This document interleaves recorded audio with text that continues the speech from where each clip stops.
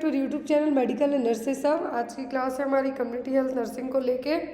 जिनका भी तमिलनाडु पीजीआई संगरूर या फिर जीएमसी या फिर एमपी ग्रुप 5 के लिए एग्ज़ाम है, ये क्लासेस उन सभी के लिए हेल्पफुल रहने वाली हैं। और अपकमिंग टाइम में जितने जो भी एग्ज़ाम्स आपके लिए होते हैं, तो आपके जो पेपर वाइज जो भी क्लासेस होती हैं आपको चैनल पे अपडेट कर दी जाती हैं। मोस्ट ऑफ ऑल बहुत सारे लोगों के अभी रिसेंट में रिक्वेस्ट थी कि जिनका भी तमिलनाडु के लिए स्टाफ नर्स का 5200 प्लस वैकेंसी के लिए एग्ज़ाम है, क्या ये क्लासेस उनके लिए हेल्पफुल रहेंगी। तो ऐसी क्लासेस उनके लिए भी हेल्पफुल रहेंगी। आप ग्रुप 5 के लिए तैयारी कर रहे हैं तो उनके लिए भी हेल्पफुल है, पीजीआई संगरूर के लिए भी हेल्पफुल है।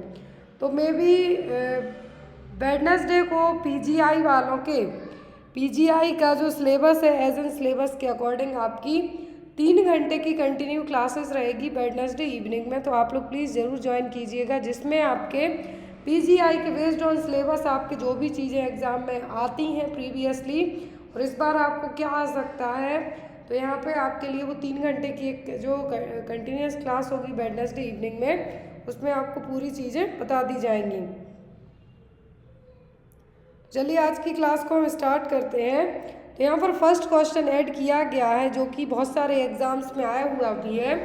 क्वेश्चन है first muscle that is stiff after the death.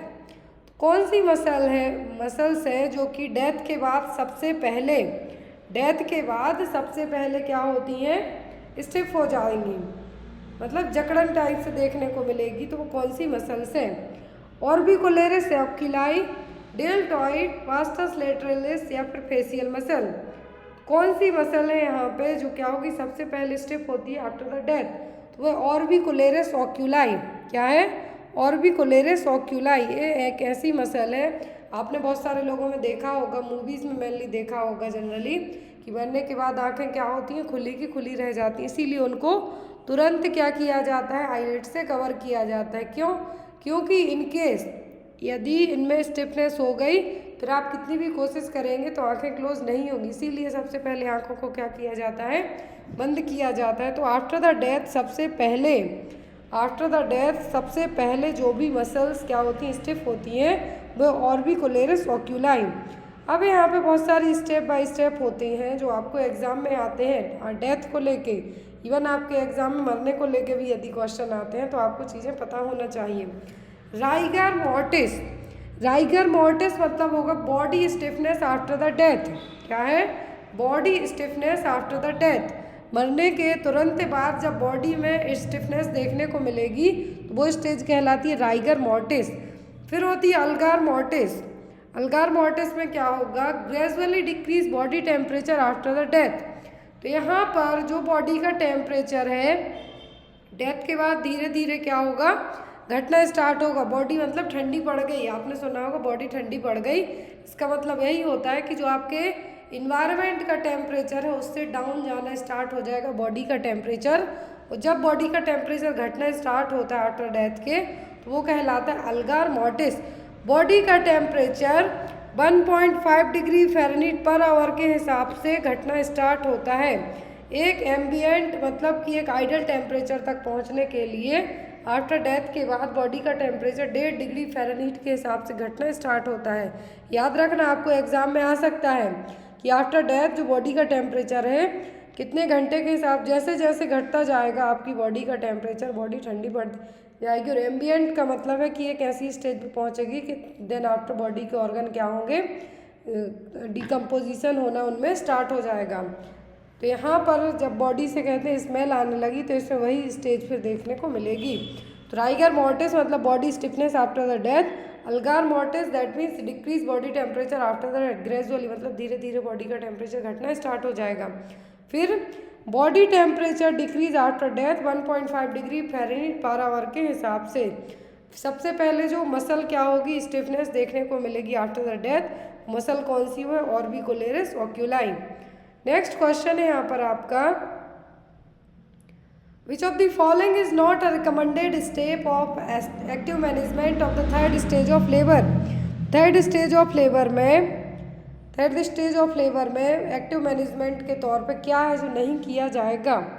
Administration of uterotonic drug immediately after fetal delivery, controlled cord retraction, without any delay delivering the placenta immediately followed by fetal expulsion या फिर massaging the uterine funds. तो यहाँ पर कहा है third stage of labour. सबसे पहले तो आपको पता होना चाहिए कि तीसरी स्टेज में क्या होता है। तो पहली स्टेज में सर्विक्स डायलेट होगी 0 सेंटीमीटर से लेके 10 सेंटीमीटर तक, फुली सर्विक्स डायलेट होगी फर्स्ट में। सेकंड में बेबी एक्सपल जो फीटल है, फीटल का एक्सपल्सन होगा। फिर आती है तीसरी स्टेज जिसमें प्लेसेंटा बाहर आएगा। थर्ड स्टेज में प्लेसेंटा का एक्सपल्सन होगा। तो प्लेसेंटा एक्सपल्सन के बाद है जो यहाँ पे फर्स्ट ऑप्शन में कहा है कि यूट्रोटॉनिक ड्रग एडमिनिस्टर करेंगे फीटल डिलीवरी के बाद। तो यह सिक क्यों की जाती हैं, ताकि आप जो ब्लीडिंग है उसको प्रिवेंट कर सकें या फिर पोस्टमार्टम हेमरेज को प्रिवेंट कर सकें, ताकि यूट्राइन की जो यूट्राइन एटोनिसिटी है वो देखने को ना मिले। यूट्राइन एटोनिसिटी नहीं होगी तो पोस्टमार्टम हेमरेज भी नहीं हो पाएगा और यूट्रस प्रॉपर अपने सही शेप में रिवर्ट बैक हो जाएगी कुछ ही दिनों में, कुछ टाइम में। फिर आता है कंट्रोल्ड कॉर्ड ट्रैक्शन, बहुत ज़्यादा रिस्की होता है थर्ड मैनेजमेंट ऑफ स्टेज में कि कॉर्ड ट्रैक्शन होने से हमें क्या करना है, बचाना है। फिर यूट्राइन फंडस की मसाज की जाती है ताकि जो भी और कुछ मटेरियल बचा हुआ है उसको पूरा बाहर एक्सपल्सन उसका किया जा सके। फिर जो थर्ड ऑप्शन दिया है, कहा गया है without any delay delivering the placenta immediately followed by fetal expulsion. तो ऐसा नहीं है, पहले फीटल एक्सपल्सन होगा फिर प्लेसेंटा का एक्सपल्सन होगा। तो यहाँ पर आपका आंसर क्या होगा, option number C. Clear. Next one है the average life span of a platelets. Platelets का, थ्रोम्बोसाइट्स का जो जीवन काल होता है वो कितना होता है। इरिथ्रोसाइट आरबीसी का सबको पता है कि 120 दिन का होता है। अब प्लेटलेट्स का पूछा है जो कि क्लॉटिंग फैक्टर में मेन हेल्पफुल भूमिका अपनी प्ले करती हैं। तो ऑप्शन में 80 दिन, 60 दिन, 10 दिन या फिर 120 दिन। कितने दिन होता है average life span of platelets, तो वो होता है 7 to 10 डेज तक। कितना, 7 से 10 दिन तक एवरेज प्लेटलेट का जो जीवन काल होता है वो होता है life span 7 to 10 days. RBC का पूछे तो 120 डेज। नेक्स्ट वन है यहाँ पे क्वेश्चन आपका, what is the enuresis. Enuresis का मतलब क्या है। Involuntary loss of urine, involuntary voiding during sleep, increased volume of urine, excessive urination at night. तो एन्यूरेसिस का मतलब क्या है।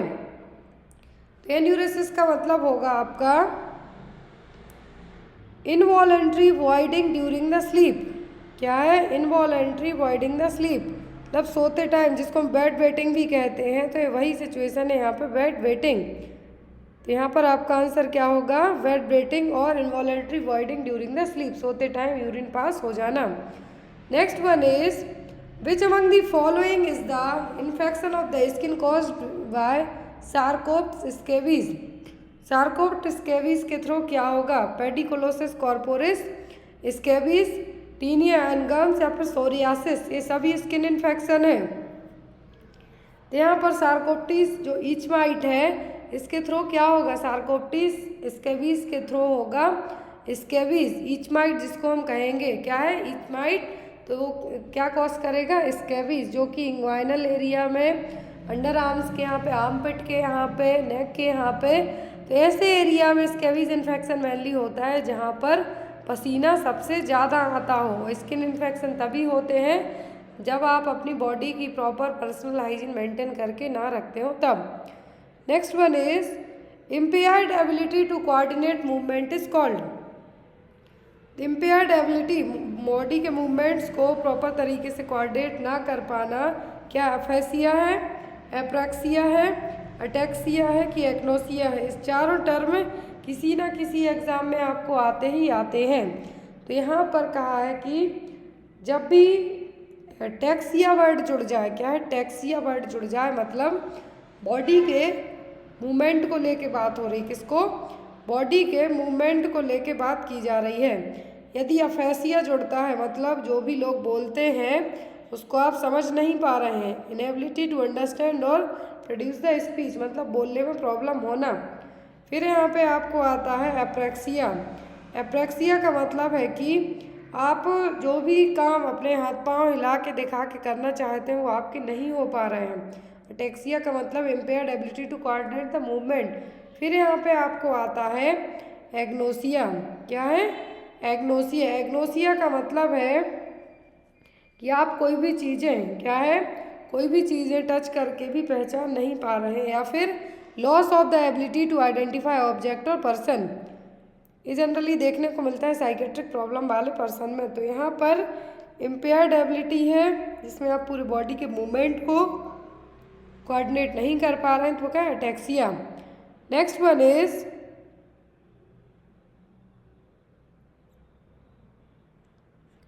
The antidote of organophosphorus poisoning is. क्या है? The antidote of organophosphorus poisoning is. Option में है एड्रेनालिन, डोपामाइन, सोडियम बाइकार्बोनेट। तो क्या है ऑर्गेनोफॉस्फोरस पॉइजनिंग के लिए एंटीडोट? आप लोग भी अपने आंसर है जो मार्क कर सकते हैं यहाँ पे। ऑर्गेनोफॉस्फोरस के लिए जो एज एन एंटीडोट के तौर पे यूज़ किया जाएगा वो होगा एट्रोपिन। क्या है? एट्रोपिन। चारकोल है जो, यदि आपको चारकोल पूछा जाता है तो चारकोल एक यूनिवर्सल एंटीडोट है। दैट मीन्स जब आपको पता ना हो कि पर्सन ने एक पर्टिकुलर कौन सा पॉइजन लिया है, कौन सा जहर खाया है, तब आप उसको चारकोल दे के है जो ट्रीट कर सकते हैं। लेकिन यदि ऑर्गेनोफॉस्फोरस पॉइजनिंग है तो एट्रोपिन, आपको हेपेरिन पॉइजनिंग पूछ सकते हैं, वारफेरिन ओवरडोज पूछ सकते हैं, पैरासीटामोल या फिर एसिटामिनोफेन पॉइजनिंग पूछ सकते हैं।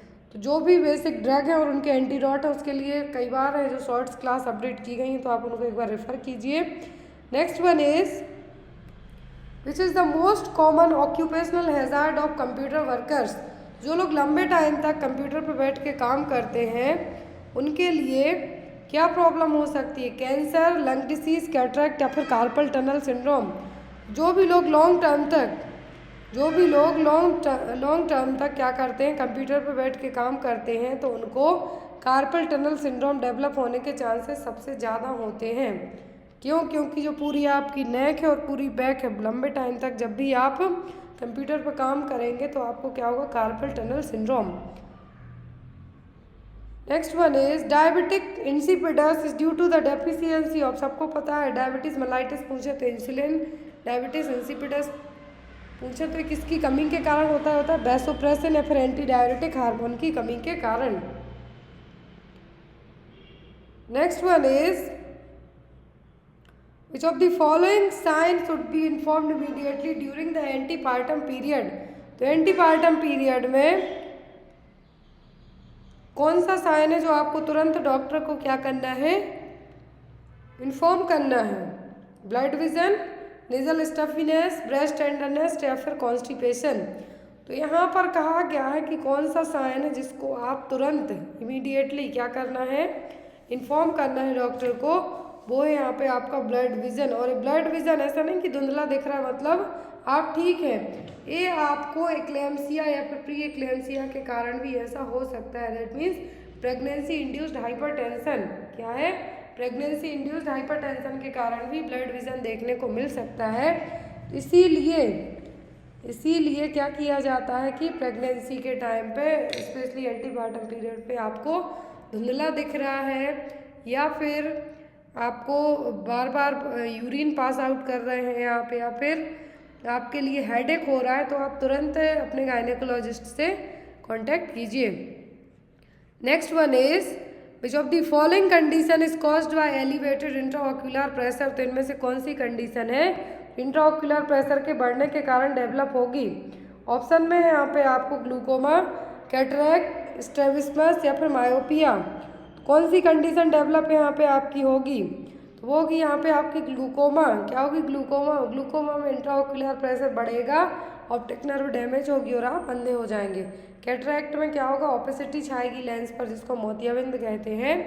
कैटरैक्ट में क्या होगा? आपके लेंस हैं जो आइस लेंस, उस पर ओपेसिटी होगी, क्लाउडनेस देखने को मिलेगी। फिर यहाँ पर आपको स्ट्रैबिस्मस का मतलब होगा भयंगापन, आप देख नहीं रहे हैं, वो आपके मतलब देख आप सामने ही रहे हैं, सामने वाले को लगेगा कि आप कहीं और देख रहे हैं। Myopia, near sightedness. तो यहाँ पर इंट्राऑक्यूलर प्रेशर इसी एक केस में बढ़ेगा, वो है glaucoma. Next one is diminished intensity lower than 10 mm of Hg for duration shorted less than 20 to 30 second and presence of in the presence of good relaxation between contraction, although the interval between contraction is increased are the characteristics of। यहाँ पे कहा है कि intensity 10 mmHg से भी कम है, जो कि ड्यूरेशन 20 से 30 सेकेंड से भी कम है। गुड रिलैक्सेशन है कॉन्ट्रैक्शन के बीच में, जब दो कॉन्ट्रैक्शन आते हैं उसके बीच में एक बार रिलैक्सेशन भी हो। यूट्राइन एक्टिविटी है, हाइपोटोनिक यूट्राइन एक्टिविटी है, हाइपरटोनिक यूट्राइन एक्टिविटी है कि नॉर्मल यूट्राइन एक्टिविटी है। तो ये क्या है?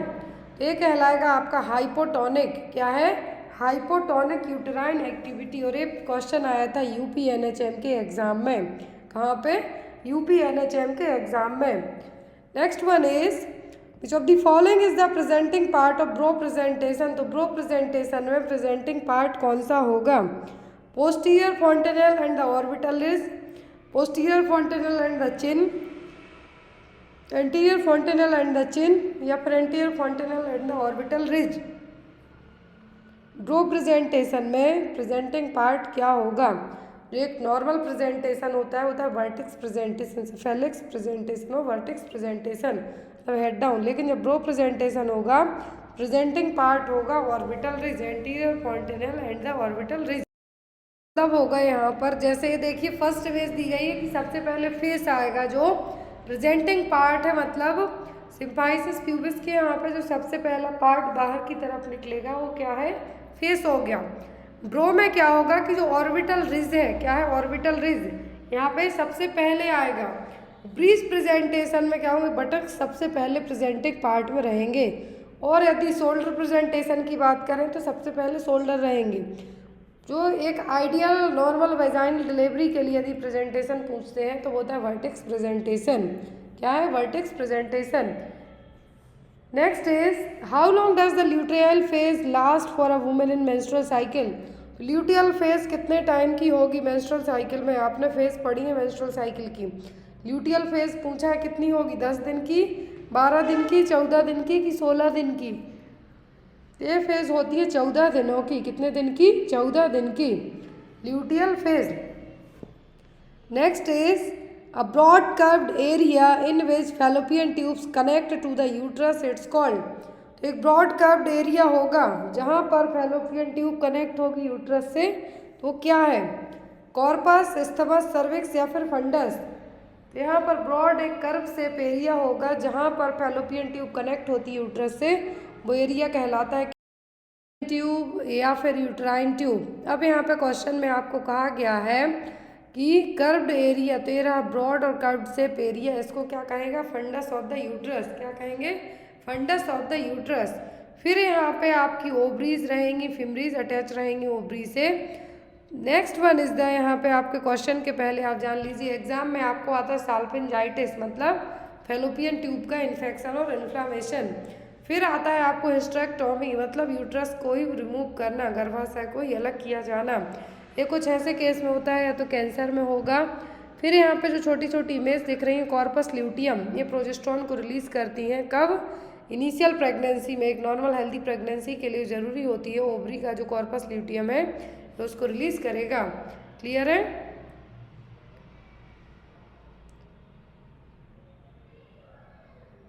नेक्स्ट वन है यहाँ पे आपका question, what is the cervical dilatation in the transition phase of labour. ये मैंने आपको एक दिन और पढ़ाया था कि किस फेज में कितना सर्विक्स का डायलेटेशन होगा। तो यहाँ पे कहा है कि सर्वाइकल डायलेटेशन वो भी ट्रांजिशनल फेज में कितना होगा। ऑप्शन में 1 से 3 सेंटीमीटर, 1 सेंटीमीटर, 3 से 7, 8 से 10 या फिर 0 to 3। तो सर्विक्स का डायलेटेशन होता है वो होता है 8 से 10 सेंटीमीटर। एक्टिव, लेटेंट और ट्रांजिशन, तो एक्टिव में होता है 0 से 3, फिर 3 to 7 एंड 8 to 10। तो ये क्या है? Transitional phase of labour. Next one is during which phase will the contraction last about 60 to 90 second in a normal first stage of labour. तीन फेज होती हैं फर्स्ट स्टेज ऑफ लेबर की, तो उनमें से कहा है कि फर्स्ट स्टेज ऑफ लेबर की कौन सी फेज में कॉन्ट्रैक्शन 60 से 90 सेकेंड तक के कंटिन्यूस रहेंगे। लेटेंट, कंडक्शन, ट्रांजिशन या फिर एक्टिव। 3 फेज होती है, एक्टिव, लेटेंट और ट्रांजिशन। तो ये होते हैं ट्रांजिशनल फेज। लास्ट फेज रहेगी फर्स्ट स्टेज की जिसमें कॉन्ट्रैक्शन 60 से 90 सेकेंड तक कंटिन्यूस रहेंगे, जो कि लास्ट फेज होती है। जो कॉन्ट्रैक्शन आ रहे हैं सर्विक्स डायलेट होने के लिए, तो फर्स्ट स्टेज ऑफ लेबर में आएंगे। तो फर्स्ट स्टेज ऑफ लेबर की जो ट्रांजिशनल फेज है, इसमें 60 से 90 सेकेंड तक है जो क्या रहेंगे, कॉन्ट्रैक्शन है जो आते रहेंगे। Next is in embryology which part of mullerian duct forms the uterus. तो एम्ब्रियोलॉजी में कौन सा पार्ट है जो कि मिलेरियन डक्ट को बनाएगा। Second part which lies horizontally and across the स्प्लेटल wolffian duct anteriorly. Third part which is vertical and joints its counterpart in the mid line. First part which is vertical या फिर mesonephric duct. तो यहाँ पर ऐसा नहीं है कि एम्ब्रियोलॉजी पीरियड कब तक का होता है, अर्ली प्रेगनेंसी में भी 10 वीक तक का पीरियड है जो एम्ब्रियोलॉजी में कंसीडर किया जाता है। अब यहाँ पर मुलेरियन डक्ट फॉर्म होगी जो कि बाद में यूट्रस को बनाएगी। तो ये होता है थर्ड पार्ट। कौन सा, third part which is vertical and joints its counterpart in the mid line. तो क्या बनाएगा, यूट्रस को बनाने का काम करेगी कौन, मुलेरियन डक्ट। या तो आपको ऐसा आ सकता है कि मुलेरियन डक्ट आगे जाके क्या बनाएगी, तो ये बनाएगी यूट्रस, या फिर कब बनाएगी, तो थर्ड पार्ट में, जब vertical which is vertical and joints its counterpart in the mid line. Next is which of the following is the causative organism of cholera. Cholera का कॉजेटिव एजेंट क्या है, विब्रियो कोलेरा, माइकोबैक्टीरियम, रेब्डोवायरस या फिर arbovirus. क्या है cholera का जो positive organism, cholera का पॉजिटिव एजेंट है विब्रियो कोलेरा। क्या है, vibrio cholera.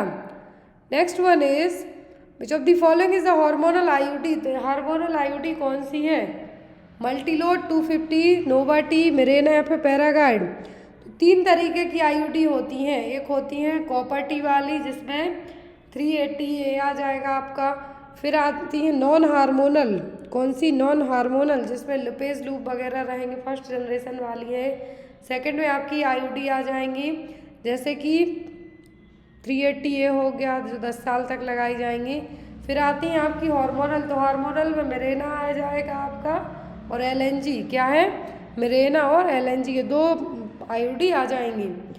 Next one is what is the ingredient of oral rehydration solution for treating diarrhoea. Diarrhoea को ट्रीट करने के लिए ORS में क्या क्या मिलाया जाएगा, water salt sugar, water salt sodium cube, milk salt sugar, F milk sugar, Honey. तो जब भी डायरिया होता है तो मिल्क तो अवॉइड करने के लिए ही कहा जाएगा, मिल्क को अवॉइड करने के लिए कहा जाएगा। तो आपके 2 ऑप्शन तो अलग हो गए। अब यहाँ पे यूज़ किया जाता है वाटर सॉल्ट और शुगर। क्या यूज़ होता है, वाटर सॉल्ट और sugar. Next one is which is a measure of health burden including both reduction in life expectancy and diminished quality of life. यहाँ पर एक हेल्थ बर्डन मेजर किया जाएगा जिसमें लाइफ एक्सपेक्टेंसी की कमी और आपकी जो क्वालिटी ऑफ लाइफ है वो किस तरीके से कम होती जा रही है, वो चीज़ें मेजर होंगी। फर्स्ट है health adjusted life expectancy, disability free life expectancy, quality adjusted life year या फिर डिसेबिलिटी एडजस्टेड लाइफ ईयर। तो यहाँ पर रिडक्शन की बात हो रही है, डिमिनाइज्ड की बात हो रही है, मतलब सब चीज़ें कमी करने की बात हो रही है। तो ये आपका काउंट होगा किसमें, डिसेबिलिटी एडजस्टेड लाइफ ईयर। आपको फुल फॉर्म भी आ सकता है डेली का और क्वेली का। तो QALY quality adjusted life year हम आगे पढ़ेंगे। यहाँ पर disability adjusted life years. Next one is what are the 4 principle of community diagnosis. तो कम्युनिटी डायग्नोसिस के 4 प्रिंसिपल कौन से हैं, initiation, data collection, diagnosis, identification या फिर identification, diagnosis, prescribing and data analysis. Initiation, data collection, data identification and data analysis. तो community diagnosis के 4 principle होते हैं। फर्स्ट वन इज इनिशिएशन, दूसरा डेटा कलेक्शन, फिर आता है आपका डायग्नोसिस और चौथा होता है डिसेमिनेशन। क्या है, इनिशिएशन, फिर डेटा कलेक्ट करना है, डेटा कलेक्ट करके डायग्नोस करनी है सिचुएशन, फिर उसको किस तरीके से आप डिसेमिनेट कर सकते हैं। तो यहाँ पे आपके आंसर में क्या आएगा, option number C.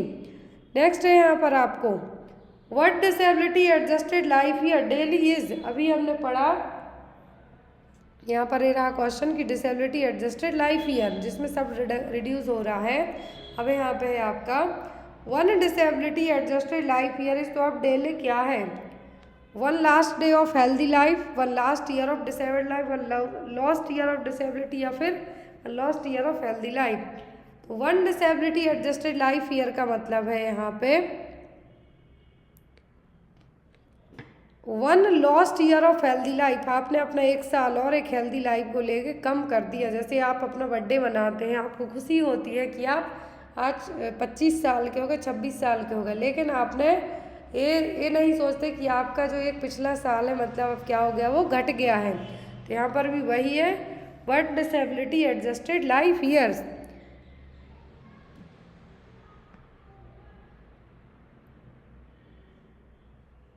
Next one is a nursing diagnosis of ineffective peripheral tissue perfusion would be validated by which of the following। तो यहाँ पर पेरिफेरल टिश्यू परफ्यूजन हुआ है, तो यहाँ पर अब आप क्या करेंगे, absent posterior tibial and pedal pulse, carotid pulse stronger of the left side than the right, regular apical pulse या बाउंडिंग रेडियल पल्स। तो यहाँ पर इनफेक्टिव पेरिफेरल टिश्यू परफ्यूजन हुआ है, तो आप यहाँ पर कैसे उसको नोट डाउन करेंगे। तो यहाँ पर आपका आंसर होगा absent posterior tibial and pedal pulses, क्योंकि टिश्यू परफ्यूजन के कारण आप यहाँ पे पल्स चेक नहीं कर पाएंगे।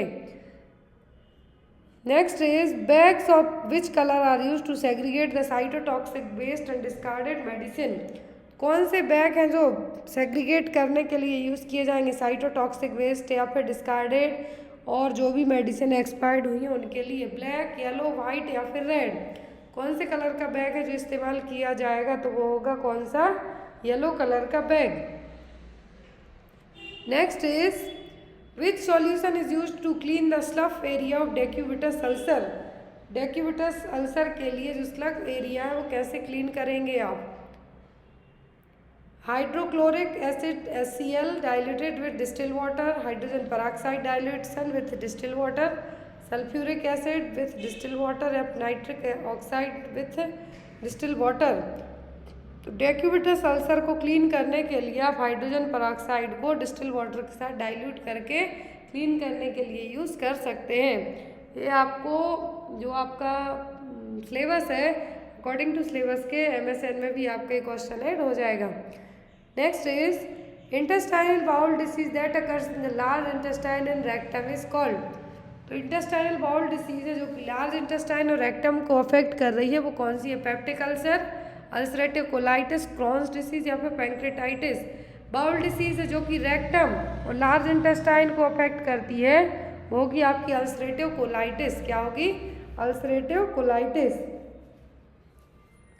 Next is a set of intervention designed to optimize functioning and reduce disability in individuals with health condition in interaction with their environment is।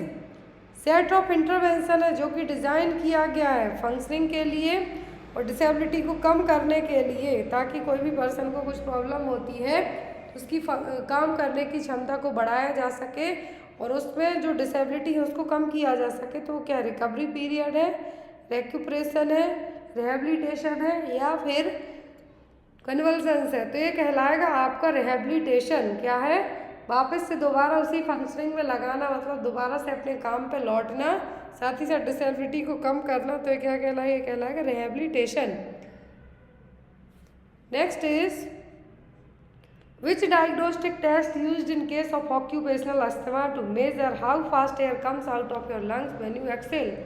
कौन सा टेस्ट किया जाएगा ऑक्यूपेशनल अस्थमा के लिए, मतलब आप कहीं ऐसी जगह काम करते हैं जहाँ पे बहुत ज़्यादा डस्ट हो या फिर पॉलेंस वगैरह हो, तो आपका टेस्ट किया जाएगा ऑक्यूपेशनल अस्थमा को जांचने के लिए कि आप कितनी फास्ट तरीके से आपके लंग्स एयर को बाहर एक्सेल कर रहे हैं। ब्रोंकोस्कोपी, ब्रोंकोमीटर, पीक फ्लो मीटर या फिर एंडोस्कोपी। तो टेस्ट किया जाएगा वो होगा आपका peak flow metre. Peak flow metre एक डायग्नोस्टिक टेस्ट है ऑक्यूपेशनल अस्थमा वाले पेशेंट के लिए, जिसका इस्तेमाल जब किया जाएगा कि किसी पर्सन को सांस जब वो ले रहा है इतने फास्ट तरीके से उसके लंग्स हैं जो क्या कर रहे हैं, गैस को बाहर छोड़ने का काम कर रहे हैं। तो क्या है यहाँ पर peak flow meter test. Next is a pain caused by injuries और damage to the internal organ is called. तो जब भी पेन आपके इंटरनल ऑर्गन को डैमेज करेगा या फिर इंजरी होगी तो वो कौन सा दर्द कहलाएगा? नोसिसेप्टिव, विसरल, सोमेटिक या फिर न्यूरोपैथिक पेन। तो वो कौन सा पेन है जो कहलाएगा? ये कहलाएगा आपका विसरल पेन। कौन सा? Visceral pain. मान लीजिए आपको चेस्ट में इंजरी हुई है जिसके कारण आपका लंग्स को भी नुकसान हुआ है, फिर हार्ट को डैमेज हुआ है, तो ये सब किस में आएंगे? विसरल पेन में। Next one is what does वॉस achieved by the WHO stand for. तो WHO ने वॉस स्ट्रेटजी अपनाई थी और इसका फुल फॉर्म होता है वाटर सैनिटेशन एंड हाइजीन। क्या है? Water sanitation and hygiene. Nursing exam में आता है, क्वेश्चन है यहाँ पर, detection of high level of alpha fetoprotein in the mother's blood indicate that developing baby has. तो यदि आपका ब्लड सीरम टेस्ट किया जाता है तो उसमें यदि स्पेशली प्रेगनेंसी में अल्फा फीटोप्रोटीन AFP का लेवल हाई है, दैट मीन्स जो बच्चा है डेवलपिंग फीटस से बेबी, उसको कौन सी सिचुएशन डेवलप हो रही है वो यहाँ पर ये टेस्ट आपको प्रेजेंट करेगा यदि AFP का लेवल हाई है तो।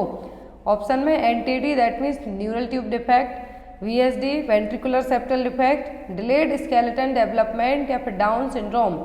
अब यहाँ पर दो ऑप्शन ऐसे हैं जिनमें आप कंफ्यूज भी हो सकते हैं और नहीं भी हो सकते हैं जिन्होंने अच्छे से पढ़ा है तो यदि यहाँ पर हाई लेवल पूछते हैं अल्फा फीटोप्रोटीन का लेवल हाई होता है मदर के सीरम में और ब्लड में, तो क्या होगा? बच्चे को जो डेवलपिंग बेबी है उसको न्यूरल ट्यूब डिफेक्ट होने के चांसेस हैं, NTD उसको डेवलप हो रहा है। और यदि हम इसी NTD को प्रिवेंट करना चाहते हैं डेवलपिंग बेबी में तो बिफोर कंसीव करने से पहले और कंसेप्शन के टाइम से ही माँ को क्या देना स्टार्ट करते हैं? Folic acid. क्योंकि जो स्पाइनल कॉर्ड की ट्यूब होती है वो बनने में क्या हेल्प करेगा? Folic acid. तो उसी से हम क्या कर सकते हैं? बेबी को न्यूरल ट्यूब डिफेक्ट से प्रिवेंट कर सकते हैं। और यदि यही क्वेश्चन आपको एग्जाम में आता है कि लो लेवल है AFP का लेवल, यदि लो है, जो नॉर्मल रेंज है उससे कम है, तो क्या होगा? बेबी को डाउन सिंड्रोम। ये क्वेश्चन आपको याद रखना है। जो 5th मंथ में एनोमली स्कैनिंग होती है जनरली उसमें सभी चीज़ें पता चल जाती हैं, लेकिन अल्फा फीटोप्रोटीन का लेवल कैसे पता चलेगा? ब्लड सीरम टेस्ट से। तो यहाँ पर बहुत सारी चीज़ें हैं जो जैसे कि NTD हो गया, डाउन सिंड्रोम हो गया, ये सभी 5th मंथ जो एनोमली स्कैनिंग उसमें भी पता चल जाती हैं, लेकिन जो AFP का लेवल यदि आपको बात की जाए तो ब्लड सीरम टेस्ट से ही ये पता चलेगा। फिर मैंने आपको बताया था क्वाड्रिपल टेस्ट, ट्रिपल टेस्ट और डबल मार्कर टेस्ट, ये सभी जितनी भी क्रोमोसोमल एबनॉर्मलिटीज़ होती हैं उनके लिए किया जाता है। जो 2nd क्लास गायनिक की ली थी उसमें मैंने पूरे टेस्ट भी आपको बताए हुए थे, तो आप एक बार उस क्लास को भी देख लें। तो यहाँ पर अल्फा फीटोप्रोटीन में दोनों चीज़ें याद रखनी है आपको। लेवल हाई होगा तो NTD और लो होगा तो Down syndrome, trisomy 21। Next one is after delivery uterus discharge some blood debris and cells, it is called lochia.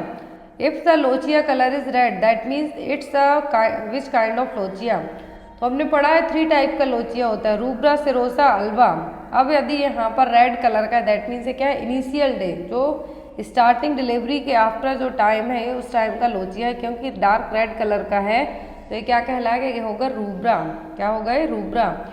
यहाँ पर ये देखिए कुछ चेंजेस दिए हुए हैं लोचिया के टाइप में। ये क्या है? पोस्टम, जो आफ्टर परपीरियम पीरियड जिसको हम कहते हैं उसमें होगा ये secretion.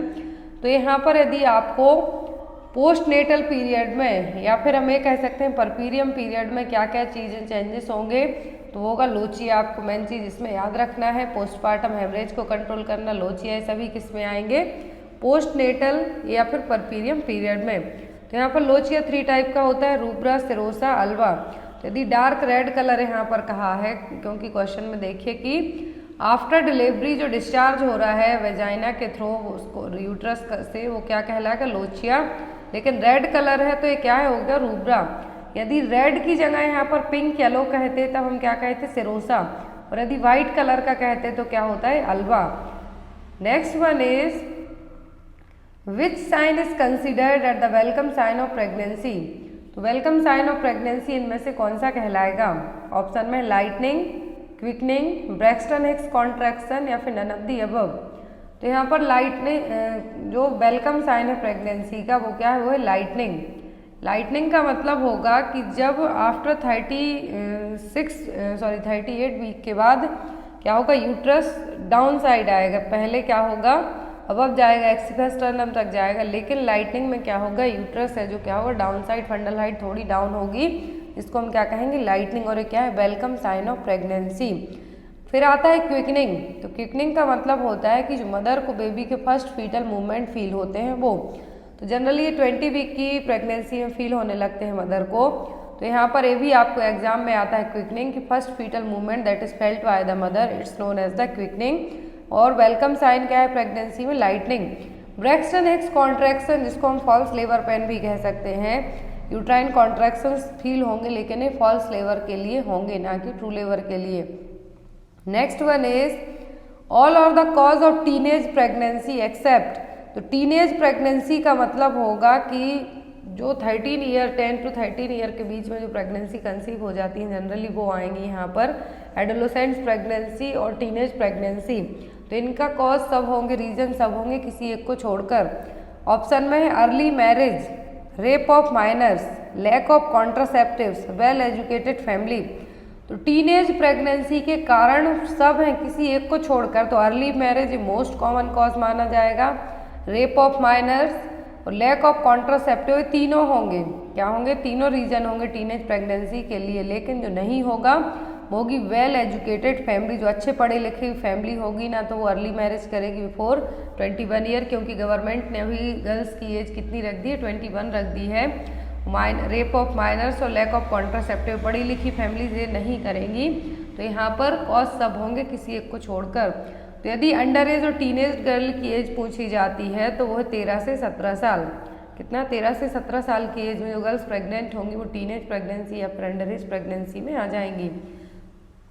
Next one is a condition in which tight foreskin can't be pulled back over the head of the penis.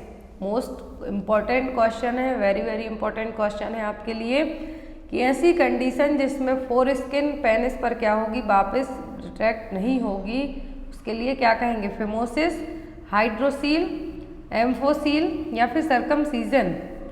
तो foreskin can't be pulled back retract over the head of the penis, that means क्या है, phimosis. फिर आता है क्या है, phimosis है, याद रखना इतना, एक ही लाइन आपके लिए काफ़ी याद रखना। Foreskin can't be pulled back retracted over the head of the penis, पूरा याद ना भी हो तो यहाँ पर foreskin can't be pulled back, penis के ऊपर जो फोरस्किन है वो वापस नहीं जाती है, तो उसको क्या कहेंगे हम, फिमोसिस। इसको हम कैसे ट्रीट कर सकते हैं, जनरली सर्कमसीजन करके इसको ट्रीट किया जा सकता है। नेक्स्ट है यहाँ पर हाइड्रोसील और ओम्फेलोसील, तो ये भी देख लेते हैं हम। तो हाइड्रोसील का मतलब होगा swelling in the scrotum, fluid collect होगा टेस्टिकल के सराउंडिंग, तो क्या होगा, स्क्रोटम में जो स्वेलिंग होगी उसको हम क्या कहेंगे, हाइड्रोसील। क्योंकि न्यूबॉर्न बेबी में जनरली 1 साल की एज के अंदर ही विदाउट ट्रीटमेंट के डिसअपियर हो जाएगा। तो हाइड्रो का मतलब क्या होगा, फ्लूइड, और सील्ड से यहाँ पर मतलब क्या है, स्क्रोटम के चारों तरफ स्वेलिंग होना। ये क्यों होगी, क्योंकि टेस्टिकल के चारों ओर क्या हो गया, फ्लूइड कलेक्ट हो गया है। एम्फेलोसील का मतलब होगा birth defect of the abdominal valley wall. Omphalocele की इमेज आपको एग्जाम में आ सकती है, आंसर आपसे पूछा जा सकता है कि ये है क्या। तो हाइड्रोसील का मतलब क्या होगा, स्वेलिंग इन द स्क्रोटम। क्या है, स्वेलिंग इन द स्क्रोटम। क्यों हो रही है, क्योंकि फ्लूइड कलेक्ट हो रहा है टेस्टिकल के चारों तरफ। लेकिन ओम्फेलोसील डिफरेंट टर्म है। एम्फेलोसील का मतलब है कि birth defect of the abdominal wall, जो एब्डोमिनल वॉल है यहाँ पर बर्थ डिफेक्ट होना, जिसके कारण इन्फेंट्स के जितने भी एब्डोमिनल ऑर्गन हैं, क्योंकि एब्डोमिनल वैली वॉल पर क्या है, डिफेक्ट है, तो यहाँ पर क्या होगी, ऑर्गन बहुत ही थिन लेयर से कवर्ड रहेंगे, जो कि ट्रांसपेरेंट सैक हो सकता है, ओपन भी हो सकता है कभी भी या फिर नहीं भी हो सकता है। तो यहाँ पर इस तरीके से आपको पूरे ऑर्गन दिखाई देंगे जो एब्डोमिनल ऑर्गन है, इसमें स्मॉल इंटेस्टाइन, लिवर और जो भी अदर ऑर्गन बेली लाइन से चिपके हुए होंगे वो सभी यहाँ पर आपको एक ट्रांसपेरेंट लेयर में दिखाई देंगे। तो ये क्या है, ओम्फेलोसील। नेक्स्ट वन इज, तो यहाँ पर ओम्फेलोसील की इमेज याद रखनी है। एग्जाम में मेनली आपको डायरेक्ट नहीं आता है क्वेश्चन, आपको इमेज दी जाती है और पूछा जाता है कि है क्या। Next one is What treatment method are used to treat for atonicity of uterus? तो atonicity of uterus को ट्रीट करने के लिए कौन सी मेथड अपनाई जाती है? ऑप्शन में oxytocin infusion, injection methergine IV, massage of uterus या फिर ऑल ऑफ दी अबव। तो मैं बता दूं कि एटोनिसिटी ऑफ यूट्रस का मतलब होगा कि जो यूट्राइन मसल्स हैं उनमें इतनी टोन, दैट मीन्स इतनी टोन और पावर नहीं बची है कि वो वापस से क्या हो सके, नॉन प्रेग्नेंट स्टेट में रिवर्ट हो सकें। तो यहाँ पर एटोनिसिटी ऑफ यूट्रस का मोस्ट कॉमन कॉज है जो प्राइमरी पोस्टमार्टम हेमरेज है उसके लिए। और एटोनिसिटी ऑफ यूट्रस के लिए हम कैसे ट्रीट करेंगे?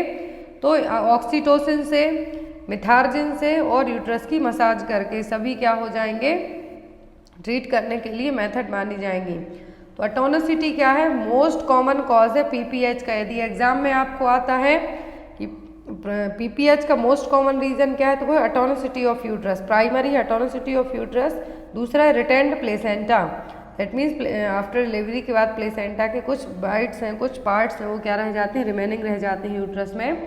तो यहाँ पर यदि प्राइमरी का पूछें तो एटोनिसिटी होगा एटोनिसिटी ऑफ यूट्रस। यदि सेकेंडरी पीपीएच का पूछें तो रिटेंड प्लेसेंटा। और मैनेज कैसे करेंगे हम एटोनिसिटी ऑफ यूट्रस को? ऑक्सीटोसिन इन्फ्यूजन से, मिथार्जिन से और यूट्रस की मसाज करके। Next one is what is the name of the cell that release during the ovulation? तो ओव्यूलेशन के टाइम पर कौन सी सेल्स रिलीज होंगी?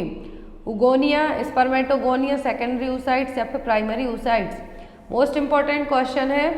ओव्यूलेशन के टाइम पर जब एग रिलीज होगा तो कौन सी सेल है जो रिलीज होंगी? तो वो होंगी सेकेंडरी oocytes। क्या होंगी? सेकेंडरी oocytes, जो कि इमेच्योर ओवम है आफ्टर ओव्यूलेशन के बाद। तो यहाँ पर आपको याद रखना है कि कौन सी सेल रिलीज हो रही है ओव्यूलेशन में? Secondary oocyte। Next one is और सेकेंडरी oocytes या फिर ओवम जिसको हम कहेंगे, तो सबसे बड़ी सेल है ह्यूमन बॉडी की। Next one is during first 6 week of pregnancy which organ secrete the hormone progesterone? Question ध्यान से देखिए कि प्रेगनेंसी के फर्स्ट 6 वीक में कौन सा ऑर्गन प्रोजेस्टेरोन को रिलीज करेगा? ऑप्शन में अम्बलाइकस, डेसिडुआ, प्लेसेंटा या फिर कॉर्पस ल्यूटियम। तो यहाँ पर एंडोमेट्रियम के लिए, प्रेगनेंसी में एंडोमेट्रियम के लिए क्या टर्म यूज़ किया जाता है? डेसिडुआ। और यहाँ पर जो प्लेसेंटा क्या है, ये परमानेंट ऑर्गन नहीं है, टेम्पररी ऑर्गन होगा जो कि मदर और बेबी के बीच में जो कनेक्शन रखेगा। तो यहाँ पर फर्स्ट 6 वीक में जो ऑर्गन सीक्रेट करेगा प्रोजेस्टेरोन हार्मोन को, वो होगा कॉर्पस ल्यूटियम, जो कि ओवरी से होगा। तो यहाँ पर आपको याद रखना है कि नॉर्मल प्रेगनेंसी के लिए कौन सा हार्मोन रिस्पॉन्सिबल है? तो वो है प्रोजेस्टेरोन। आफ्टर 6 वीक की प्रेगनेंसी के बाद, तो फर्स्ट 6 वीक तो क्या करेगा? प्रोजेस्टेरोन कौन रिलीज करेगा? Corpus luteum. लेकिन आफ्टर 6 वीक है जो कौन, ये जो प्रोजेस्टेरोन रिलीज करने लगेगा, प्लेसेंटा है जो इस हार्मोन को रिलीज करेगा। Next one is PGE1 is also known as. तो PGE1 का दूसरा नाम क्या है? डायनोप्रोस्टोन, डेनोप्रोस्ट, मिफेप्रोस्टोन या फिर मीजोप्रोस्टोल। ये सभी हैं जो गायनिक में यूज होने वाली मेडिसिन है। तो यहाँ पर आपको बताना है कि PGE1 का जो फुल फॉर्म है वो क्या है, या फिर PGE1 को और किस नाम से हम जानते हैं? तो PGE1 क्या है? ये है मीजोप्रोस्टोल। क्या है? मीजोप्रोस्टोल, जो कि जनरली अबॉर्शन के लिए भी यूज़ की जाती है, प्रोस्टेट कैंसर के लिए भी यूज़ की जाती है। इसके अलग अलग यूज़ होते हैं। तो यहाँ पर प्रोस्टाग्लैंडिन E1 ये क्या है? यहाँ पर misoprostol. Next one is a women who never given birth to a child. तो ऐसी लेडी जिसने कभी भी बच्चे को जन्म नहीं दिया है वो क्या कहलाएगी? नल्लीपेरा, नली ग्रेविडा, प्रीमीपेरा या फिर मल्टीपेरा। तो ऐसी वुमेन जिसने कभी भी बच्चे को जन्म नहीं दिया है वो क्या कहलाएगी? नल्लीपेरा। क्या होगी? नल्लीपेरा।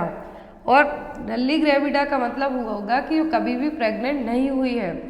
यहाँ पर never given birth to a child, that means pregnant हुई है लेकिन उसने कभी बच्चे को जन्म नहीं दिया। हो सकता मिड प्रेगनेंसी में अबॉर्शन हो गया हो, लेकिन नली ग्रेविडा का मतलब होगा कि वो कभी भी प्रेग्नेंट नहीं हुई है। प्रीमी पैरा का मतलब होगा फर्स्ट टाइम प्रेग्नेंट हुई है। मल्टी पैरा का मतलब होगा मोर देन 1 और 2 टाइम से भी ज़्यादा बार प्रेग्नेंट हुई है। तो पैरा जुड़ जाता है, दैट मीन्स बच्चे को जन्म नहीं दिया है। ग्रेविडा का मतलब होगा कि प्रेग्नेंट नहीं हुई है। Next one is the extreme softening of cervix during the first trimester of pregnancy is known as. तो सर्विक्स का बहुत ज़्यादा सॉफ्ट होना फर्स्ट ट्राइमेस्टर ऑफ प्रेगनेंसी में क्या कहलाएगा? Goodell sign, Chadwick sign, Osiander sign या फिर क्विकनिंग। तो सर्विक्स का एक्सट्रीमली सॉफ्टनिंग होना फर्स्ट ट्राइमेस्टर ऑफ प्रेगनेंसी में क्या कहलाएगा? Goodell sign. अब यहाँ पर जितने भी दिए हुए हैं क्या है? प्रोबेबल साइन है प्रेगनेंसी के, जो कि एग्जामिनर नोट करेगा। 3 टाइप के साइन पढ़े हमने। फर्स्ट आता है प्रिजम्पटिव, जो कि हम प्रिज्यूम करेंगे कि हम प्रेग्नेंट हैं, उसमें एमनोरिया आ जाएगा, हो सकता है प्रेगनेंसी हो या ना हो। दूसरे आते हैं प्रोबेबल, जो कि एग्जामिनर नोट करेगा। फिर आते हैं पॉजिटिव, जो कि कन्फर्मेटरी साइन है, जो प्रेगनेंसी के माने जाएंगे। तो यहाँ पर गॉडेल साइन का मतलब क्या है? Softening of cervix. चैडविक का मतलब होता है ब्लूइश कलर ऑफ वेजाइना और सर्विक्स, जो कि बहुत ज़्यादा वेस्कुलाइजेशन के कारण होगा। हैगर साइन का मतलब होगा softening of lower uterine segment. क्या है? Softening of lower uterine segment क्या है? Hegar sign. और यहाँ पर फिर आता है बलोटमेंट। क्या है? बलोटमेंट एग्जाम में क्वेश्चन आता है कि method of diagnosing the pregnancy in which the uterus is pushed with a finger to feel whether a fetus moved away and returns again। तो ये क्या है? Ballottement. Next one is the amount of elemental iron in 1 iron tablet for mother is. ये question exam में आता है। मैंने आपको 2 दिन पहले की क्लास में आप देखिए तो मैंने वहाँ पर आपको WIFS और आयरन एनीमिया मुक्त प्रोग्राम है जो बताया था, उसमें चीज़ें बताई थी आपको। तो यहाँ पर क्वेश्चन है कि एलिमेंटल आयरन का कितना अमाउंट होगा। एक जो आयरन की टेबलेट होती है मदर को दी जाती है, ऑप्शन में 60 mg, 60 ग्राम, 50 ग्राम या फिर 50 mg। तो जो एलिमेंटल आयरन होता है उसमें 1 टेबलेट में कितना अमाउंट होगा आयरन का? तो वो होगा 60 mg। Next one is the abnormal condition in which the umbilicus is inserted through the membrane of placenta is known as. तो ऐसी एबनॉर्मल कंडीशन जिसमें क्या है? अम्बलाइकस इंसर्ट है कहाँ से? मेम्ब्रेन ऑफ प्लेसेंटा से। जनरली सेंटर से होना चाहिए, लेकिन ये क्या है? प्लेसेंटा की मेम्ब्रेन के थ्रू इंसर्ट हुई है। तो ये क्या कहलाएगा? बेटलडोर, प्लेसेंटा प्रीविया, वेलामेंटस इंसर्शन या फिर मार्जिनल। तो यहाँ पर एक क्वेश्चन एग्जाम में चारों ऑप्शन में से 4 क्वेश्चन आपके आ सकते हैं एग्जाम में। चलिए यहाँ पे देखते हैं। फर्स्ट आप क्वेश्चन समझिए कि एक एबनॉर्मल कंडीशन है जिसमें अम्बलाइकस कहाँ से इंसर्ट हुई है? मेम्ब्रेन ऑफ प्लेसेंटा से, सेंट्रल पार्ट से होना चाहिए, जो कि कहाँ से हुई है? मेम्ब्रेन से, प्लेसेंटा की मेम्ब्रेन से इंसर्ट हुई है। तो क्या कहलाएगा? बेलामेंटस इंसर्शन। क्या हो गए? बेलामेंटस इंसर्शन। इस तरीके से नॉर्मली प्लेसेंटा में कहाँ से होगी? सेंटर पार्ट से, लेकिन ये देखिए मेम्बर्स जो मेम्ब्रेन से ही क्या हो रही है? इंसर्ट हो रही है। कॉर्ड कहाँ से इंसर्ट हो रही है? फीटल मेम्ब्रेन के यहाँ से ही प्लेसेंटा में इंसर्ट हो रही है। 2 सरफेस होती हैं, फीटल, मैटरनल। लेकिन यहाँ पर देखिए बाहरी साइड से ही, मेम्ब्रेन से ही अटैच होती हुई इंसर्ट हो रही है कॉर्ड। तो क्या है यहाँ पर? बेलामेंटस इंसर्शन। अब आता है प्लेसेंटा मार्जिनल कॉर्ड इंसर्शन। तो इसमें अम्बलाइकल कॉर्ड कहाँ से? प्लेसेंटा के सेंटर पार्ट से ना लेके जो मार्जिन है, साइड में मार्जिन है, वहाँ से ही इंसर्ट होगी। तो क्या है? मार्जिन। जब यहाँ पर कॉर्ड है कहाँ से इंसर्ट होगी? The cord can be inserted as close to 2 centimetre from the edge of the placenta. तो यहाँ पर एज ऑफ द प्लेसेंटा का मतलब है मेम्ब्रेन से इंसर्ट होती है। तो ये क्या होगा? Velamentous insertion. Next one is in the second stage of labour which of the following injection is given to improve the uterine contraction. तो सेकेंड स्टेज ऑफ लेबर में यूट्राइन कॉन्ट्रैक्शन को इम्प्रूव करने के लिए कौन सा इंजेक्शन दिया जाएगा? सेकेंड स्टेज ऑफ लेबर क्या कहलाती है? बेबी एक्सपल्सन स्टेज, जो कि कंप्लीट 10 सेंटीमीटर सर्वाइकल डायलेटेशन से लेके बेबी एक्सपल्सन की स्टेज है, वो क्या है? Second stage of labour. और सेकेंड स्टेज ऑफ लेबर में ही प्रॉपर इम्प्रूव्ड यूट्राइन कॉन्ट्रैक्शन की जरूरत पड़ती है। कौन सा इंजेक्शन दिया जाता है? ऑक्सीटोसिन, जो कि PPH को भी प्रिवेंट करेगा, प्रॉपर यूट्राइन कॉन्ट्रैक्शन आएंगे, जिससे बेबी की वेजाइनल डिलीवरी पॉसिबल रहेगी। तो यहाँ पर यूट्राइन कॉन्ट्रैक्शन को अच्छे से लाने के लिए, इम्प्रूव करने के लिए कौन सा इंजेक्शन दिया जाएगा? Oxytocin. Next one is corpus luteum of pregnancy is active till. तो प्रेगनेंसी में कॉर्पस ल्यूटियम कब तक एक्टिव होता है? जो कि प्रोजेस्टेरोन हार्मोन को रिलीज करता है, ओवरी का पार्ट है। तो कॉर्पस ल्यूटियम प्रेगनेंसी में कब तक एक्टिव रहेगा? 6 to 10 weeks, 12 to 14 weeks, 16 to 18 weeks या फिर 20 to 25 वीक्स। तो यहाँ पर कॉर्पस ल्यूटियम का काम क्या है, प्रोजेस्टेरॉन को रिलीज करना। और प्रेगनेंसी में कब तक एक्टिव रहेगा, 12 to 14 वीक्स के, क्योंकि आफ्टर द क्या कौन रिलीज करेगा, यही हार्मोन प्रोजेस्टेरॉन तो करेगा placenta. Next one is the most sensitive marker to predict preterm labour is. Preterm labour का मतलब है कि बिफोर 37 वीक के जो लेबर पेन आना स्टार्ट हो जाते हैं, डिलीवरी होगी, वो क्या है, प्री टर्म लेबर। तो प्री टर्म लेबर को प्रिडिक्ट करने के लिए कौन सा है जो एक सेंसिटिव मार्कर होगा, cervical length, serum ferritin, ferning test या फिर फाइब्रोनेक्टिन। तो यहाँ पर फर्निंग टेस्ट और फाइब्रोनेक्टिन दोनों एग्जाम में आपको आते हैं। तो यहाँ पर फर्निंग टेस्ट भी प्री टर्म लेबर को डिटेक्ट करने के लिए यूज़ किए जाते हैं, लेकिन यहाँ पर जो फर्निंग टेस्ट जनरली ओव्यूलेशन के लिए किए जाते हैं, फर्टिलिटी के लिए किए जाते हैं। तो यहाँ पर प्रिडिक्ट करने के लिए कि प्रीटर्म लेबर हो सकता है, वो क्या है, फाइब्रोनेक्टिन क्या है, एक बायोकेमिकल मार्कर है जो कि प्रिडिक्ट करने के लिए, दैट मीन्स कि बिफोर 37 वीक के भी डिलीवरी हो सकती है। तो ये क्या हो जाएगा, बायोकेमिकल मार्कर और सेंसिटिव मार्कर हो जाएगा फाइब्रोनेक्टिन। तो यहाँ पर आपका राइट आंसर क्या होगा, fibronectin. Next one is the major contributor of amniotic fluid is. तो एमनियोटिक फ्लूइड में सबसे ज़्यादा क्या होता है, mother's plasma, foetal plasma, foetal urine या फिर मदर्स यूरिन। तो जो एमनियोटिक फ्लूइड होता है इसमें सबसे ज़्यादा क्या होता है, फीटल यूरिन। क्या होगा, फीटल यूरिन। और जो पॉलीहाइड्रोमनियास का मेन रीजन क्या होता है फीटल डायूरेसिस। एग्जाम में क्वेश्चन आपको आता है कि फीटल यदि बहुत ज़्यादा यूरिन प्रोड्यूस करेगा तो क्या होगा, पॉलीहाइड्रोमनियास का मेन रीजन माना जाता है। Next one is the quantity of hormone released by Progestasert per day is. तो प्रोजेस्टासाइड क्या है, हार्मोनल आईयूसीडी है। तो प्रोजेस्टासाइड है जो पर डे कितना हार्मोन प्रोजेस्टेरॉन रिलीज करेगी, 20 म्यूजी, 45 म्यूजी, 65 म्यूजी या फिर 85 म्यूजी। तो प्रोजेस्टासाइड पर डे रिलीज करेगा। ये देखिए डिवाइस है एक आईयूसीडी जो कि हार्मोनल आईयूसीडी है। तो पर डे यदि प्रोजेस्टासाइड की बात की जाए तो पर डे 65 म्यूजी करेक्ट आंसर है यहाँ पर आपका, 65 म्यूजी, 65 म्यूजी पर डे प्रोजेस्टासाइड रिलीज करेगी प्रोजेस्टेरॉन हार्मोन को। अब यहाँ पर टोटल इसमें कितना प्रोजेस्टासाइड में हार्मोन होगा, तो प्रोजेस्टेरॉन रिलीजिंग आईयूसीडी या फिर प्रोजेस्टासाइड।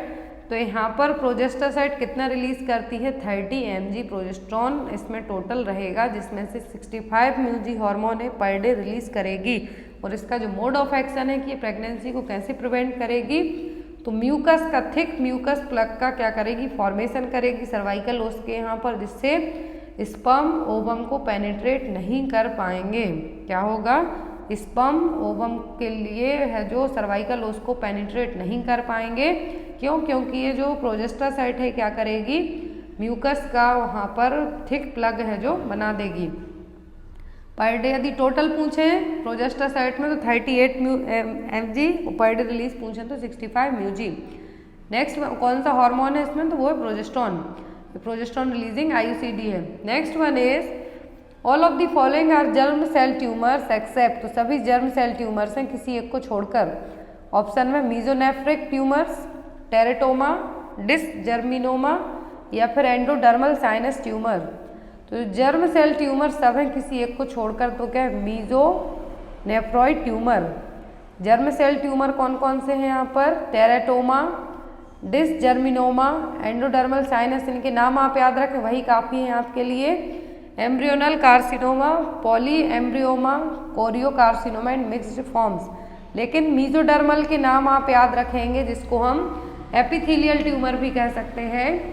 तो जर्म सेल का मतलब है यहाँ पर ऐसे ट्यूमर्स जनरली, और यहाँ पर मीजोनेफ्रॉइड पूछे तो एपिथेलियल ट्यूमर की जो जनरली कैटेगरी में आएंगे, जैसे कि अनकॉमन ट्यूमर ऑफ ओवरी और highly malignant tumour. Next and most important question, Moschcowitz repair is done for. तो मॉस्कोविट्ज रिपेयर किसके लिए यूज किया जाएगा, vault prolapse, enterocele, chronic inversion of uterus या फिर एडिनोमायोसिस। तो मॉस्कोविट्ज रिपेयर किसके लिए यूज़ किया, दैट मीन्स ट्रीट करने के लिए, रिपेयर करने के लिए किया जाएगा। तो ये कंडीशन होगी एंटेरोसील। क्या होगी ये, एंटेरोसील और स्मॉल बाउल प्रोलैप्स, जो कि एक पेल्विक ऑर्गन प्रोलैप्स जिसको हम कह सकते हैं। ये देखिए यहाँ पर प्रोलैप्स के टाइप दिए हुए हैं। तो जब यहाँ पर नॉर्मल एनाटॉमी इस तरीके से होगी, यहाँ पर फर्स्ट इमेज देखिए, क्वेश्चन एग्जाम में आते हैं रेक्टोसील, एंटेरोसील और सिस्टोसील। तो यहाँ पर जो एंटेरोसील है इसमें क्या होगा कि जो पेल्विक ऑर्गन है, एंटेरोसील में पूरे बाउल प्रोलैप्स या फिर पेल्विक ऑर्गन है, कहाँ पर प्रोलैप्स होते हैं, वेजाइना में, तो इसको हम क्या कहेंगे, एंटेरोसील। अब यहाँ पर यदि ब्लैडर प्रोलैप्स होता है वेजाइना में तो यूरिन लीक होगी वेजाइना के थ्रू, तो वो क्या कहलाएगा, सिस्टोसील। क्वेश्चन ध्यान से देखिए, इमेज देखिए ध्यान से कि यदि ब्लैडर प्रोलैप्स होगा वेजाइना में तब हम इसको कहेंगे सिस्टोसील।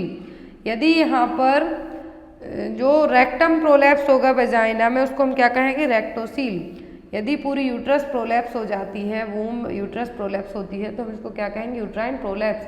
तो यहाँ पर दोनों चीज़ें याद रखनी है आपको। तो यहाँ पर जो मॉस्कोविट्ज रिपेयर है इसमें क्या किया जाएगा कि जो भी यूरेटर के यहाँ पर जो भी ऑर्गन प्रोलैप्स होते हैं उनको स्टिच करके रखा जाएगा। नेक्स्ट है यहाँ पर what is the duration of pregnancy in human being is. तो ह्यूमन बीइंग में टोटल ड्यूरेशन प्रेगनेंसी की कितनी होती है, 10 lunar month, 280 days, 9 calculated month plus 7 days, या फिर ऑल ऑफ दी अबव। तो ये सभी माने जाते हैं, क्या हैं, ड्यूरेशन प्रेगनेंसी के सभी माने जाते हैं कि 10 लूनार मंथ, दैट मीन्स कि जो आप मंथ कैलकुलेट करेंगे वो होंगे 280 डेज जब माने जाएंगे, जब हम 4 वीक करके जो मंथ काउंट करेंगे यहाँ पर, फिर 9 कैलकुलेटेड मंथ प्लस 7 डेज। तो यहाँ पर आपका आंसर होगा ऑल ऑफ दी अबव। अब एग्जाम में आपको GTPL स्कोरिंग पूछी जाती है, GTPL स्कोरिंग पूछी जाती है, तो इसका मतलब यहाँ पर क्या है, G डिनोट करेगा ग्रेविडा को, दैट मीन्स वुमेन कितने बार प्रेग्नेंट हुई है। T रिप्रेजेंट करेगा कि टर्म प्रेगनेंसी कितनी हुई, आफ्टर 37 वीक के बाद कितनी डिलीवरी हुई हैं, तो वो किस में आएंगे, टर्म प्रेगनेंसी में। बिफोर 36 वीक और आफ्टर 20 वीक के बाद जो डिलीवरी हुई है वो किस में आएंगे, प्री टर्म में। अबॉर्शन का मतलब है कि कितनी प्रेगनेंसी 20 वीक के पहले ही क्या हो गई हैं, या तो अबॉर्शन हो गए हैं या फिर टर्मिनेट हो गई हैं। कितने लिविंग चिल्ड्रन हैं, अभी जिंदा बच्चे हैं, लिविंग हैं, तो वो क्या है, L में। तो क्या होगा, GTPL स्कोरिंग। GTPL स्कोरिंग में आपको यदि G2 दे दें, that means gravida 2 times, T1 दे दें तो एक टर्म प्रेगनेंसी हो चुकी है पहले, प्रीटर्म P1 दे दें, 2 दे दें, that means preterm pregnancy. Abortion में 0 कर दें, दैट मीन्स कभी अबॉर्शन नहीं हुआ है। यदि प्रीमी पैरा है, प्रीमी ग्रेविडा है, तो L में 0 कर दें तो क्या होगा, लिविंग बच्चे अभी उसके नहीं हैं। Next one is Nagel's formula is used for calculation of EDD in pregnancy. What is the correct formula of EDD calculation? तो जनरली Nagel's formula यूज़ किया जाता है EDD को कैलकुलेट करने के लिए। Estimated date of delivery in pregnancy, तो यहाँ पर EDD का करेक्ट फॉर्मूला क्या है, ऑप्शन है यहाँ पर eight 7 days to the first day of your LMP and subtract 3 month. Add 3 days to the first day of your LMP and subtract 2 month. LMP का मतलब होता है लास्ट मेंस्ट्रुअल पीरियड, और LMP का फर्स्ट डे कैलकुलेट किया जाता है। तो यहाँ पर आपका जो राइट आंसर होगा वो क्या होगा, तो EDD कैलकुलेट करने के लिए नेगल्स फॉर्मूला यूज़ किया जाता है। फर्स्ट पॉइंट आपका क्या है, estimated date of delivery calculate करने के लिए नेगल्स फॉर्मूला मेनली यूज़ किया जाता है, और इसका फॉर्मूला क्या है यहाँ पर, add 7 days to the first day of your LMP। First day of your LMP का मतलब होता है कि जिस दिन आपका मेंस्ट्रुअल पीरियड स्टार्ट हुआ है उसका पहला दिन। मान लीजिए आपको डेट दी जाती है, आज है 28, क्या है 28 है आपके पीरियड्स, या फिर जिस भी लेडी को अपना EDD कैलकुलेट करना है तो 28 तारीख है यहाँ पर आज, तो 28 + 7 days और उसमें से 3 महीने रिट्रैक्ट कर देना है। तो यहाँ पर first day of your LMP was November 1 and EDD आपको निकालना है। तो आपको एग्जाम में ऐसे डायरेक्ट नेगल्स फॉर्मूला नहीं दिया जाएगा, आपको डेट दी जाएगी कि LMP है 29 या फिर 28, कोई भी डेट दे देंगे, फिर आपको नेगल्स फॉर्मूला यूज़ करके जो EDD कैलकुलेट करना है तो आप इस तरीके से निकाल सकते हैं। Next one is roll over test in pregnancy performed for developing of which condition in mother. Roll over test pregnancy में मदर में कौन सी कंडीशन को डायग्नोस करने के लिए किया जाएगा? Diabetes mellitus, eclampsia, uterine prolapse या फिर प्लेसेंटल एब्रप्शन। तो रोल ओवर टेस्ट किया जाएगा प्रेगनेंसी में, तो क्या कंडीशन डायग्नोस करने के लिए होगा मदर में? एक्लेम्सिया के लिए। रोल ओवर टेस्ट सिंपल और इजीली क्लिनिकल टेस्ट है जो कि स्फेग्मोमैनोमीटर के थ्रू प्रेगनेंसी इंड्यूस्ड हाइपरटेंशन के लिए किया जाएगा। तो एक्लेम्सिया प्री एक्लेम्सिया दोनों टर्म आपको पता होंगे, लेकिन इसका बेसिक माइनर सा डिफरेंस आपको बता दें। तो एक्लेम्सिया प्री एक्लेम्सिया से किस तरीके से अलग है तो ये भी देख लीजिए। तो एक्लेम्सिया में कभी भी प्री एक्लेम्सिया में कन्वर्जन नहीं आते हैं। एक्लेम्सिया एक जो इनके बीच का एक जो डिफरेंस है वो यही है। और इनको ट्रीट करने के लिए जो मेडिसिन होती है वो क्या है? MgSO4 magnesium toxicity. और क्यों दी जाती है? एक्लेम्प्टिक फिट्स को प्रिवेंट करने के लिए। यदि इसका ओवरडोज होता है तो MgSO4 के ओवरडोज को ट्रीट करने के लिए फिर क्या दिया जाता है? Calcium gluconate. छोटे से टर्म से इनको आप स्क्रीनशॉट लेके रख सकते हैं। यदि इनके डेंजर साइन पूछते हैं एक्लेम्सिया प्री एक्लेम्सिया के, तो हेडेक, ब्लड विजन, अपर एब्डोमिनल पेन। लेकिन इनमें प्रोटीन्यूरिया, हाई ब्लड प्रेशर है जो रहेगा मेन इनके साइन है। इनके बीच का डिफरेंस पूछते हैं एक्लेम्सिया प्री एक्लेम्सिया से किस तरीके से अलग है। तो प्री एक्लेम्सिया में कभी भी कन्वर्जन और जो एक्लेम्प्टिक फिट्स हैं वो नहीं आएंगे प्री एक्लेम्सिया में, लेकिन एक्लेम्सिया में आएंगे। अब MgSO4 टॉक्सिटी को चेक करने के लिए कि ओवरडोज हुआ है या नहीं, तो क्या यूज़ किया जाता है? Burp technique, BURP burp technique. तो इसका मतलब क्या है? ब्लड प्रेशर डिक्रीज हो रहा है, यूट्राइन आउटपुट डिक्रीज हो रही है, रेस्पिरेटरी रेट डिक्रीज हो रही है, पैटलर रिफ्लेक्स क्या है? एब्सेंट है। तो यहाँ पर बर्प यदि पूछा जाता है कि बर्प टेक्निक किसके लिए यूज़ की जाती है, तो मैग्नीशियम सल्फेट की MgSO4 की टॉक्सिटी हुई है या नहीं, उसके साइन चेक करने के लिए यूज़ की जाएगी। Next one is all are the stage of eclamptic convulsion except. तो एक्लेम्प्टिक कन्वर्जन कब आएंगे?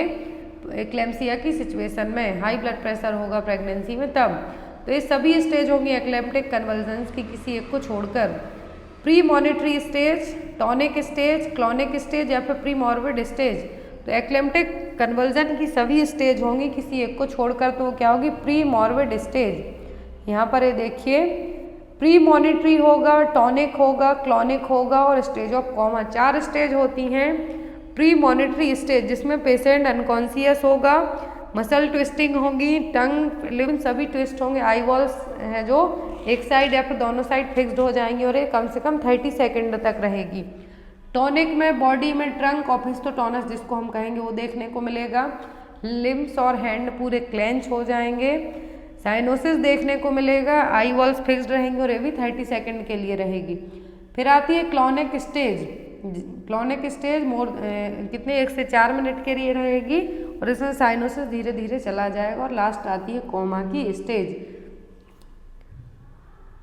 Next one is the sebaceous gland which remain non dominate in non pregnant stage becomes hypertrophy during pregnancy is known as. बहुत ही अच्छा question है यहाँ पर कि सेबेसियस ग्लैंड जो नॉन प्रेग्नेंट स्टेज में क्या है? नॉन डोमिनेंट है, दैट मीन्स उतनी फंक्शनिंग में नहीं है, लेकिन प्रेगनेंसी में यहाँ पर हाइपरट्रॉफी देखने को मिलेगी। तो वो क्या है?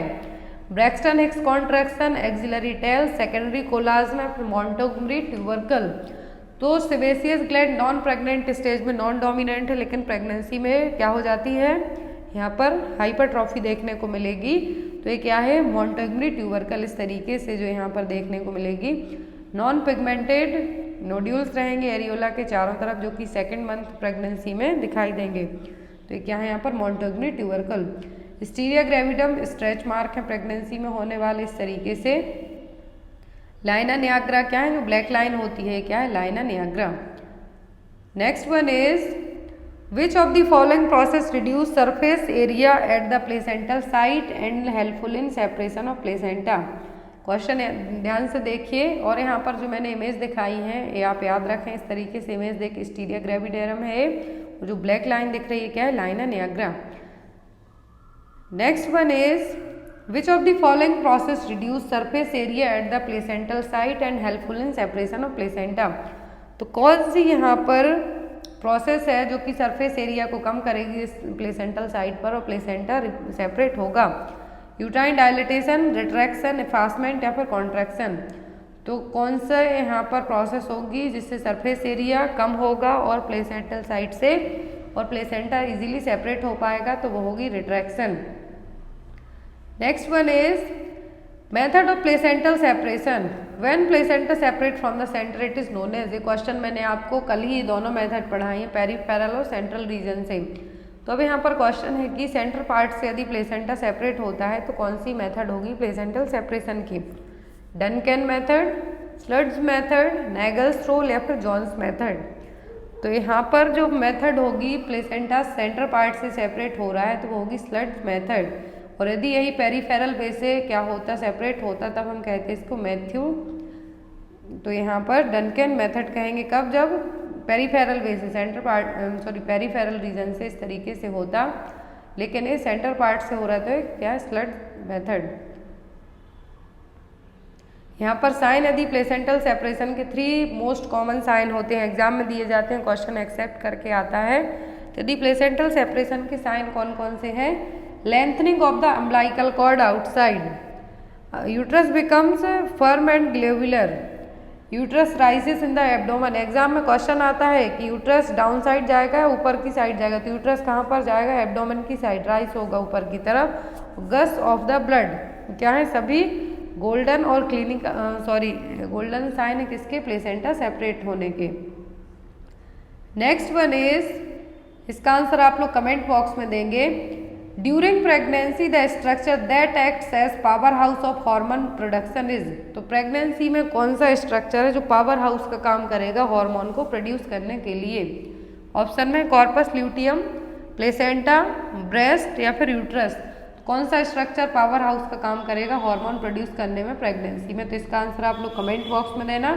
आई होप आपको आज की क्लास अच्छी लगी हो। Thank you for watching us. Bye bye.